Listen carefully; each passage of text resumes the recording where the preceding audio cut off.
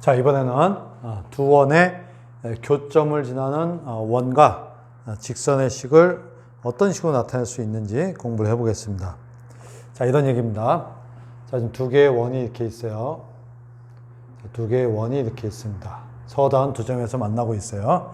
자, 이쪽 원의 식은 x제곱 더하기 y제곱 더하기 ax 더하기 by 더하기 c는 0이고요.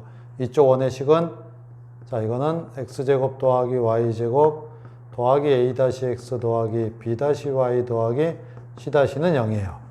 자, 요 두 원의 교점을 지나는 원. 자, 교점이 이렇게 있죠? 교점을 지나는 원은 조그만 원부터 무지무지 큰 원까지 굉장히 다양하게 그릴 수가 있습니다. 무수히 많겠죠? 두 원의 교점을 지나는 원은 무수히 많아요. 그 중에 하나의 예를 들면 이와 같은 원이 나오겠죠. 이 원의 식이 뭐가 되냐 이 말이에요. 자, 결론을 먼저 써볼게요. 결론은 이런 겁니다. 한쪽 원의 식을 써주고요. 한쪽 원의 식을 써주고 자, 다른 쪽 원에다 k를 곱해요. 자, 이와 같은 식으로 나타낼 수가 있다. 자, 이와 같은 식으로 나타낼 수가 있다. k는 여기다 곱해도 상관없습니다. 아무 쪽이나 한쪽에 곱하면 돼요. 자, 이거를 제가 이제 설명을 할 텐데 처음 딱 들어서 이해하기가 좀 힘들어요. 대다수 학생들이 처음에 딱 정확한 이해가 잘 안 된다고 하더라고요. 아리송하다 그러더라고요. 알 것 같기도 하고 모를 것 같기도 하고. 자, 그러면 무조건 외워서 문제에다 적용하냐? 수학 공부 그렇게 하면 안 되죠? 그러니까 잘 이해가 안 되면 다시 한번 반복해서 듣고요. 곰곰이 생각해보고 잘 모르겠으면 또 한번 듣고 반드시 이해를 하셔야 돼요. 자, 제가 한번 설명을 해볼게요.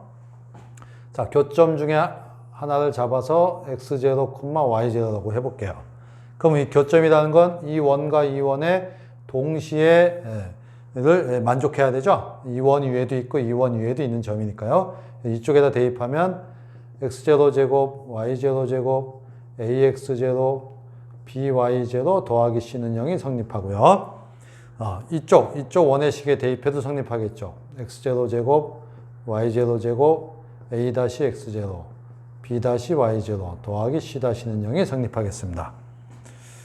자, 그러면은요, 아까 우리가 썼던 거, 결론 썼던 거 있죠? 여기다가 한번 교점 x0, y0를 대입을 해보면, 자, x0제곱, y0제곱, ax0, by0 더하기 c가 되고요. k 곱하기 x0제곱, y0제곱, a-x0, b-y0 더하기 c-는 0. 이와 같은 식이 나오죠.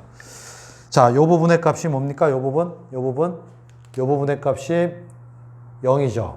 아까 여기서 얘기했잖아요.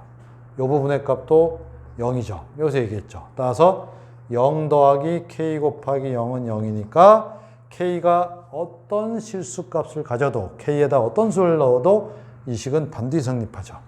자, 교점을 대입했던 이 식이 성립해요. 무슨 말이죠? 아하, 이 식은 요 점을 지난다. 점을 대입해서 성립한다는 건 요 점이 요 식 위에 있다. 즉, 요 식은 요 식으로 나타내진 도형은 이 점을 지난다. 이 말이죠. 자, 거꾸로 이제 얘기해서. 자, 우리가 이제 앞에, 고1 수학 앞부분 항등식에서 이런 거 공부했죠. ax 더하기 b가 0이다. 자, x에다 어떤 수를 넣어도 모든 실수 x에 대해서 이 식이 성립한다. x에 대한 항등식이 된다. a는 0, b는 0이어야 되죠. 그래야지만 이 식은 모든 실수 x에 대해 성립하는 항등식이 되잖아요. 마찬가지로 여기서 모든 실수 k에 대해서 이 식이 성립하려면요. 이 부분이 0이 돼야 되고요. 이 부분도 0이 돼야 되죠. 자, 그러면 요게 0이다. 이 원의 식이네요. 요게 0이다. 이 원의 식이에요. 그래서 0 더하기 k 곱하기 0은 0이다 해야 모든 실수 k에 대해 성립해요. 근데 요게 0이다. 요게 0이다. 즉 요 두 식을 다 만족하는 점이 바로 요거죠. 교점이죠. 즉, 교점을 넣어야만 여기도 0 되고 여기도 0 되고 동시에 0이 돼요. 그래서 결국 이게 항등식이 되려면 교점을 대입해야 된다. 즉, 교점을 지나는 식이 된다. 이런 얘기가 되는 거죠. 어떻습니까?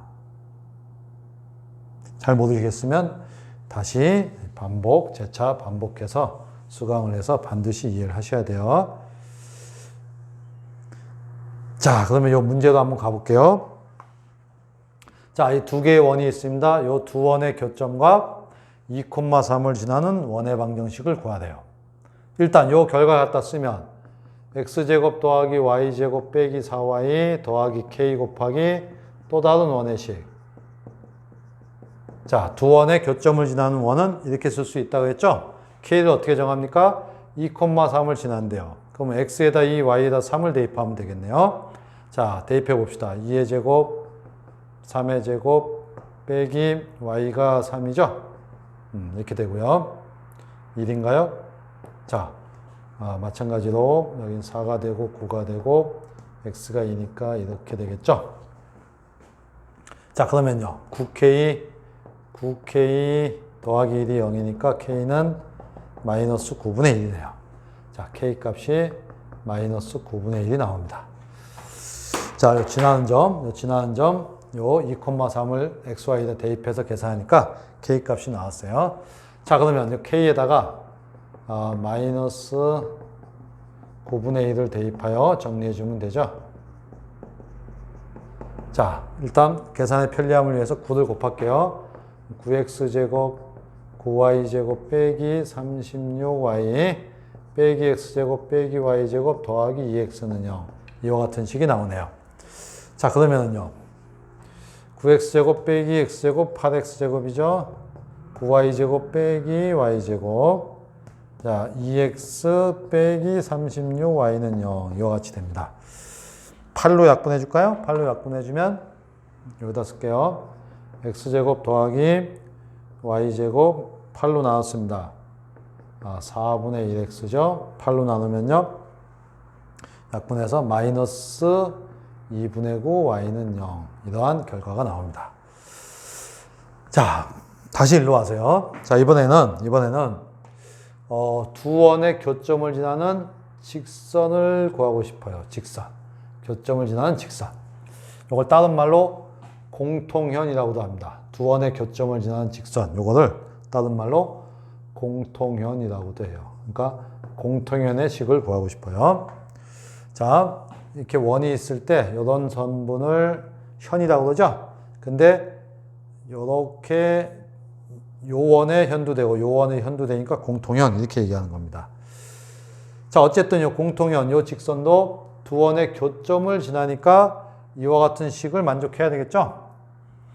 자, 그 원이 됐든 직선이 됐든 두 원의 교점을 지나는 그러한 도형의 식은 이렇게 된다고 했어요. 근데 이게 직선이 되려면 xy에 대한 1차식이 돼야 되죠? 따라서 k에다가 마이너스 1을 대입하여 x제곱, y제곱을 사라지게 해서 xy의 1차식을 만들어야 직선의 식이 되겠죠. 자, 여기다 마이너스 1 대입했습니다. 그럼 어떻게 되죠?